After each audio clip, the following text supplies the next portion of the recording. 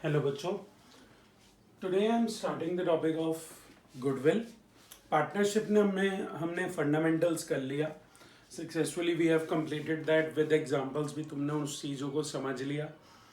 Now I am starting with goodwill nature and valuation. पहले ये theory का discussion है, ध्यान से देखना। What is goodwill, need for valuing it, what are the characteristics और factors affecting goodwill, you need to know. क्योंकि अब 1 मार्क के भी क्वेश्चंस आते हैं, एमसीक्यूज हैं, एमसीक्यूज के साथ साथ fill in the blanks and true false है। So you need to have some थोड़ी थोड़ी नॉलेज होना गुडविल के बारे में बहुत ज़्यादा जरूरी है। ध्यान से देखना और समझना थोड़ा सा that what the concept of goodwill is about. सबसे पहले तो एक डिस्कशन लेते हैं या एक डेफिनेशन लेते हैं that it's an intangible asset. You all know from 11th class तुम लोग ये पढ़ रहे हो कि गुडविल एक intangible asset है। ठीक है जी, जो जिसकी कोई फिजिकल एग्जिस्टेंस नहीं है, only we feel it, which places an enterprise at an advantageous position, due to which an enterprise is able to earn higher profits without putting extra efforts. क्या बोला बच्चों? Without putting extra efforts. Efforts made in the past put the firm or enterprise in an advantageous position. ये advantageous position आती कैसे है? क्योंकि efforts जो है ना वो past में already made कर चुके हैं। एक बहुत ही सिंपल सा एग्जाम्पल है, तुम्हारे आसपास ही बहुत सारे एग्जाम्पल्स होते होंगे। सिंपल सी बात लो, मैकडोनल्ड्स नाम सुनते हो, सीधा बर्गर का दिमाग में आ जाता है, खाने चले जाते हो, सोचते भी नहीं हो क्या होगा, कैसा होगा, हाइजीनिक होगा, नहीं होगा। यही अगर लोकल कोई बर्गर वाला और रेडी लगा के वाला 100 बार सोचोगे उसको खाने से पहले, क्योंकि मैकडोनल्ड्स ने अपनी एक गुडविल इस तरीके से बना रखी है। पहली चीज। दूसरा एक एग्जाम्पल लेना बहुत ध्यान से, ठीक है। तुम्हारे लोकल इसी पर्टिकुलर ब्लॉक में देख लो, तुम्हारे आसपास वाले ब्लॉक में कोई ना कोई एक पर्टिकुलर शॉप, ग्रोसरी शॉप ऐसी होगी जिसने पर्टिकुलरली अपनी एक गुडविल बना रखी होगी। वहां तुम बिना सोचे समझे चले जाते हो, क्योंकि वो बहुत टाइम से तुम्हारे यहाँ है, उसने एफर्ट्स दौड़ा रखी है, डिस्काउंट्स देता है, बहुत अच्छे से कस्टमर रिलेशंस वो रखता है, मैनेजमेंट भी बड़ा एफिशिएंट अच्छा करके रखा हुआ है। तो तुम बस उसका नाम सुनते हो, हाँ जी इस स्टोर पे जाना जी, चले गए। पुराने टाइम से उसने जो एफर्ट्स लड़ा ली वो आज एक ऐसी एडवांटेजियस पोजीशन में आ चुका है कि उसके नाम से ही कस्टमर आता है, और उस कस्टमर के आने से उसको जो प्रॉफिट हो रहा है regularly, that is his goodwill. एक बड़ी सिंपल सी एग्जांपल लेते हैं इस चीज का। क्या हुआ, मेरा एक स्टूडेंट है, उसने कभी भी अपना फोटोग्राफी वगैरह का काम शुरू किया।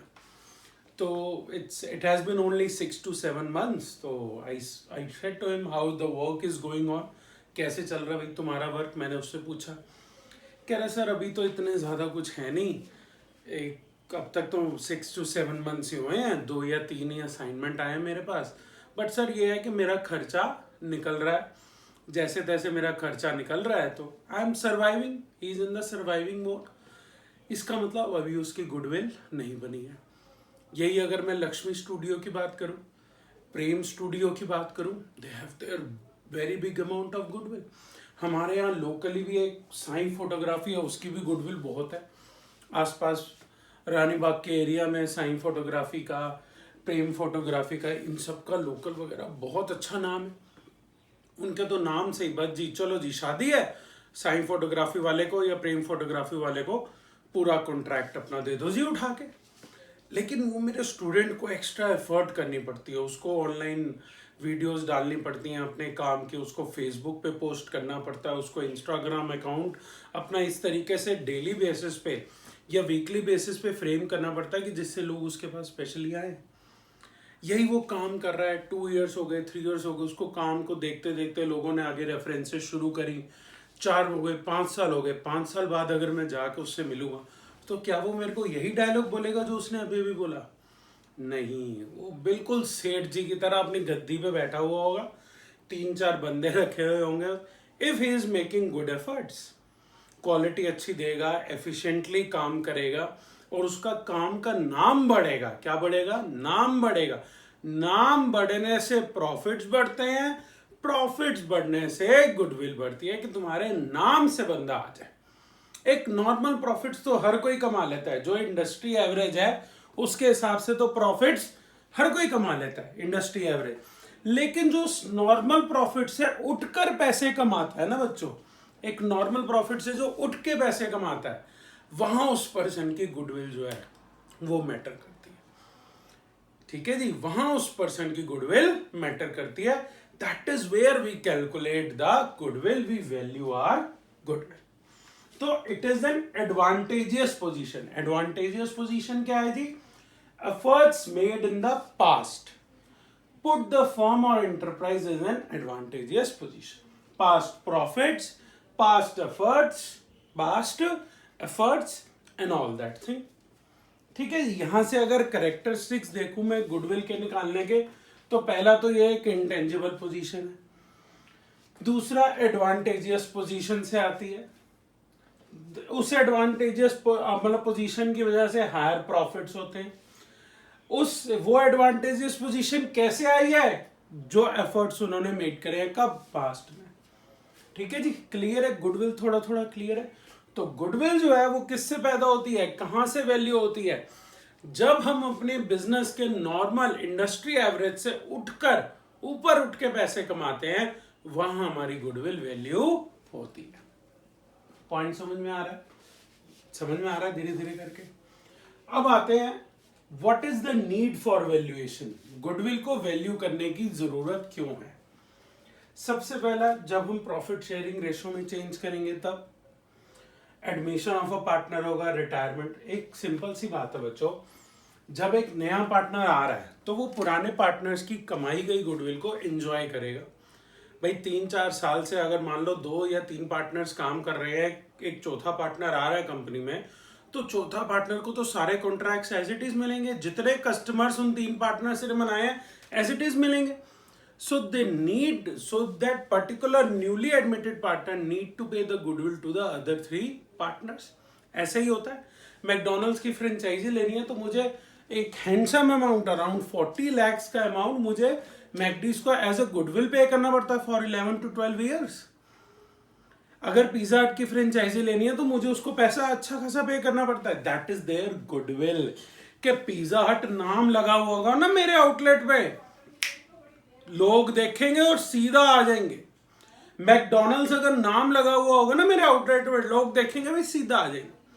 तो बेसिकली जब एक नया पार्टनर एडमिट हो रहा होता है तो उसे पैसा देना पड़ता है। कोई पार्टनर रिटायर हो रहा है या कोई मर गया तो उसे जाते हुए कंपनी को मतलब बाकी के पार्टनर्स को देना पड़ेगा। अगर पार्टनरशिप फर्म को सेल कर रहे हैं एज अ गोइंग कंसर्न, क्या जी वो चल रही है अभी, ठीक है जी, इट इज गोइंग ऑन। पुराने पार्टनर्स कोई कहीं जा रहे हैं, कोई कहीं जा रहा है, तो वो अपना बिजनेस सेल कर रहे हैं। ठीक है जी। जब 2 या 2 से ज्यादा फर्म एमालगमेट यानी कि साथ में जुड़ती हैं, क्या होता है बच्चों, साथ में जुड़ती हैं या कोई किसी को एक्वायर करता है तो उस केस में। और फिर जब पार्टनरशिप फर्म कंपनी बनती है, क्या बोला मैंने, पार्टनरशिप फर्म जब कंपनी बनती है, तो ये सारे केसेस हैं need for valuation of goodwill. 2016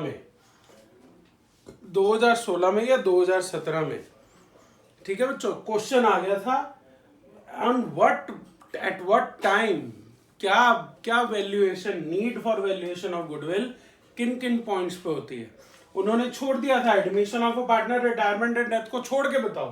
तो change in PSR, when it was sold as a going concern, 2 or more firms amalgamate, और छठा पॉइंट था when partnership firm converts into a company. Getting my point or not? Need for valuation के पूरे concept दिमाग में बैठे बच्चों? ठीक है। अब देखो फैक्टर्स अफेक्टिंग गुडविल। कौन कौन से ऐसे फैक्टर्स हैं जो गुडविल को इफेक्ट करते हैं? पहला, एफिशिएंट मैनेजमेंट एफिशिएंट होना चाहिए, फेवरेबल लोकेशन होनी चाहिए, लॉन्गर एस्टेब्लिशमेंट, पिज़्ज़ा हट, मैकडीज, रिलायंस, ये सारी चीजें कितने टाइम से हैं, for how many times you have been, जब मैं भी बच्चा था, छोटा बच्चा था, तब भी मैं सुनता था कनॉट प्लेस में एक मैकडीज होता था, वहाँ पे जाने का बड़ा चार्म होता था कि हाँ जी पापा वहाँ लेके चलो। आई एम टॉकिंग अबाउट 2001, 99, 95, 96 में, ठीक है जी, हाँ जी यहाँ लेके चलो, सरवना भवन लेके चलो। आज सरवना भवन की कितनी सारी ब्रांचेज हैं, ठीक है जी, चेन्नई होटल ले, मद्रास होटल लेके चलो पापा, डोसा खाना है जी वहाँ जाके। तो there have been a long establishment, longer establishment है उनके बिजनेस की, and they also serve quality, and they also serve quality. कपड़े लेने जाना होता है, एडिडास चले गए, sports wear, Reebok sports wear के लिए मशहूर है, टी शर्ट्स लेनी है, ठीक है, हम कई कई ऐसी ऐसी चीज़ें लेते हैं, गेंट की टी शर्ट, कुछ पूछने की जरूरत नहीं है, गेंट लो और टी शर्ट ले लो, हिलफायर की टी शर्ट ले लो, ठीक है बच्चों। तो हमें इनके नाम से ही पता चल जाता है कि that what quality they are giving to us, they are in a favourable location, they have the efficient management, they give a good quality, they have a market की सिचुएशन क्या कह रही है, आफ्टर सेल सर्विसेज किसकी अच्छी है, LG की बहुत अच्छी है, सैमसंग की भी अच्छी सर्विस है। आफ्टर सेल सर्विस जिसकी अच्छी होगी, हम अप्लायंसेज उसी के बाय करते हैं, नए नए उनके पीछे हम नहीं पड़ते, हम यही सोचते हैं कि हाँ जी इसको हम बहुत अच्छे तरीके से करेंगे आगे, ठीक है। फिर गुड कस्टमर रिलेशंस, कौन सा बंदा कस्टमर रिलेशंस अच्छे हमारे साथ बना के रखता है, दैट इज मोस्ट इंपॉर्टेंट। सो यहाँ पे पॉइंट क्या है सबसे बड़ा बच्चों, कि ये सारे फैक्टर्स अफेक्टिंग गुडविल आ गए, 6 to 7 पॉइंट्स हैं, छोटे याद कर लेना, ठीक है जी। और what is the need for valuation, और ये गुडविल की छोटी सी डेफिनेशन आगे एक बार ध्यान से देख लो, ठीक है जी, ओके। तो एडवांटेजेस पोजीशन जब होती है तब गुडविल कमाते हैं, ठीक है जी, छोटा सा टॉपिक है। अब इसके हम मेथड्स देखते हैं, क्या देखते हैं बच्चों जी, इसके हम मेथड्स।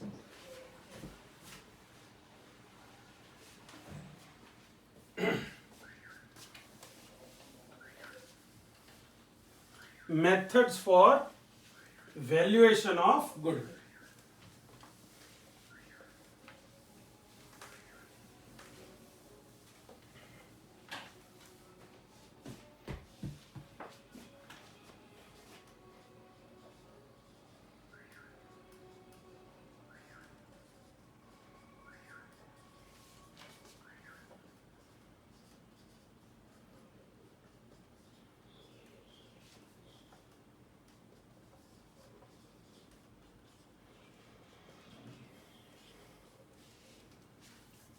ठीक है बच्चों जी, methods for valuation of goodwill, ध्यान से समझना क्या चीज है। गुडविल को वैल्यू कैसे करते हैं, 3 मेथड दे रखे हैं बच्चों तुम्हारे कोर्स में। कितने मेथड है, 3।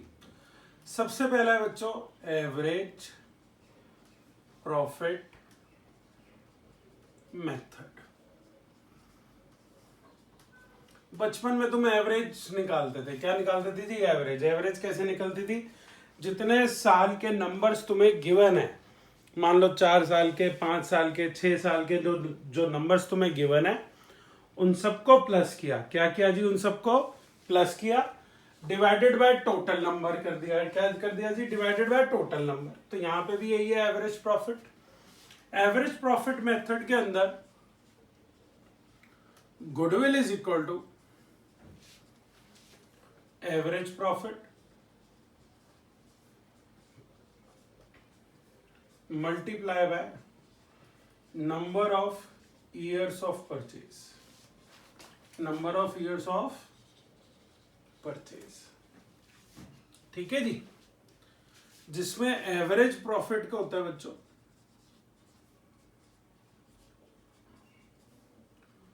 सम ऑफ प्रॉफिट्स। मान लो 3 साल के प्रॉफिट्स गिवन है तो 3 साल के प्रॉफिट्स को प्लस कर दिया, divided by number of years. Number of years क्या हो गया जी, 3।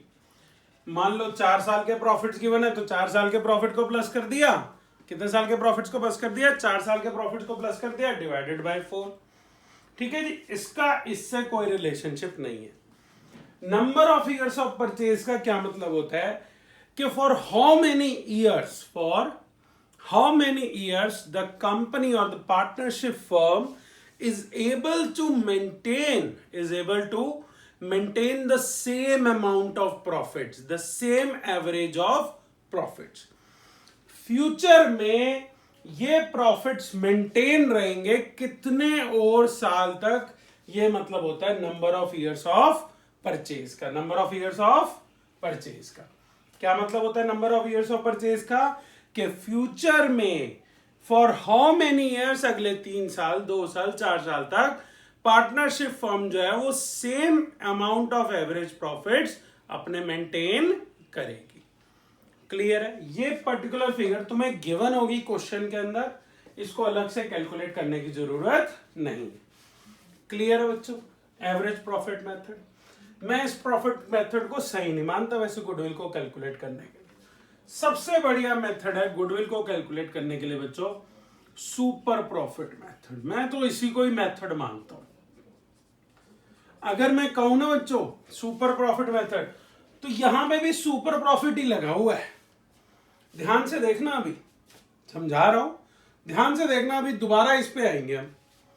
सुपर प्रॉफिट मेथड होता है बच्चों जिसमें गुडविल को कैलकुलेट करने के लिए goodwill is equal to super profit multiply by number of years of purchase, number of years of purchase. अब यहां पे सुपर प्रॉफिट क्या चीज होती है? थोड़ी सी ड्राइंग कर लेते हैं, मजा आता है। Super profit is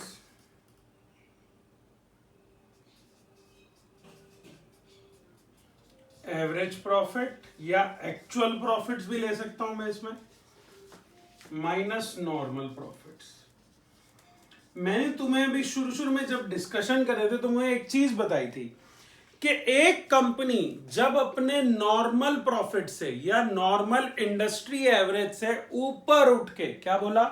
normal industry average से ऊपर उठ के जो पैसा कमाती है वो उसकी गुडविल है, वो उसकी गुडविल है।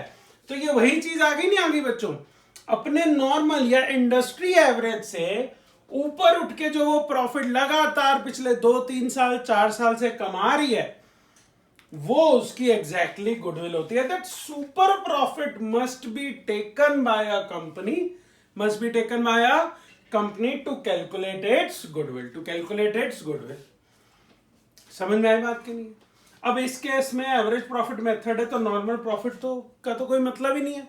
अगर मैं यहां पे ये ले लूं कि ये भी सुपर प्रॉफिट ही है, मान लो ये ले लू जी average profit minus normal profit. अब नॉर्मल प्रॉफिट तो नील ही रहना है, यहां पे क्या रहना जी? नील ही रहना है, तो एवरेज प्रॉफिट ही सुपर प्रॉफिट हो गया।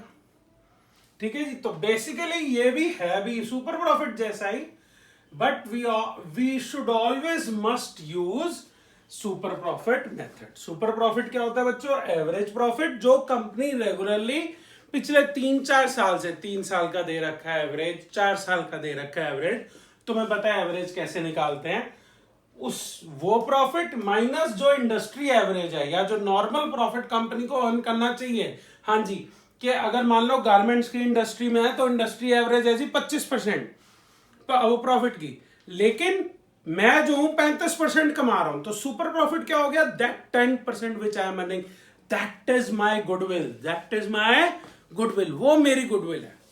कि इस लाइन में रहोगे तो इतना तो कमा ही लोगे, लेकिन अगर उससे ऊपर कमा लिया तो वो तुम्हारी गुडविल हो जाएगी, वो तुम्हारी वर्थ हो जाएगी। ठीक है? वो तुम्हारा नाम होगा कि हाँ जी ये तुम्हें इतना प्रॉफिट हो रहा है। तो सुपर प्रॉफिट क्या हो गया? Average profit minus normal profit. Average profit you all no.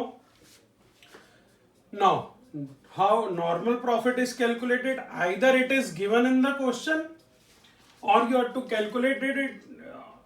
calculate it by the formula capital employed into normal rate of return। क्या कहूंगा बच्चों? normal rate of return by 100। normal rate of return by 100। normal rate of return क्या होता है जी? industry average, usual rate of earning by a company, usual rate of earning by a company that is known as normal rate of return. Normal rate of return तुम्हें given होना चाहिए ये चीज इसमें। Clear है बच्चों? आगे देखो, ये चीज समझ में आई पूरा, average profit method, super profit method. You can also note it down, जिसको स्क्रीनशॉट खींचना है स्क्रीनशॉट खींच लो।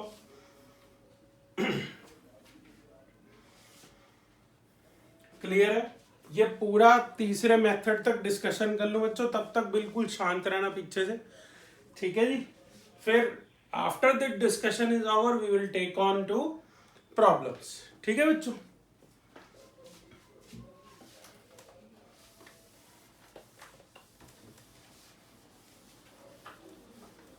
अब आ जाता है बच्चों कैपिटलाइजेशन मेथड। क्या आ जाता है बच्चों जी? Capitalisation method. कैपिटलाइजेशन मेथड, ठीक है जी। तीसरा मेथड आ गया बच्चों कैपिटलाइजेशन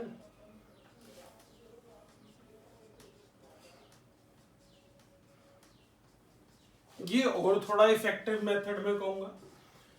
इसमें गुडविल आ जाता है बच्चों। Goodwill is equal to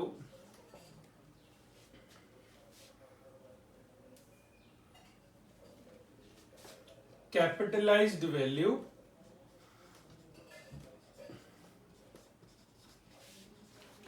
minus net assets. क्या बोला बच्चों? Capitalised value minus net assets, ठीक है जी। अब इसमें कैपिटलाइज्ड वैल्यू क्या होगी?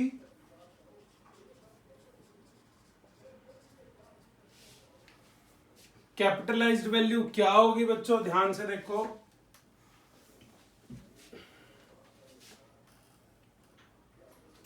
Average profit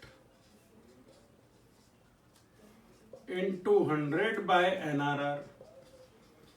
average profit into 100 by NRR. NRR क्या था मेरा? Normal rate of return. और नेट एसेट्स क्या होगी बच्चों? ये फर्स्ट टाइप ले लेता हूं। नेट एसेट्स क्या होगी जी?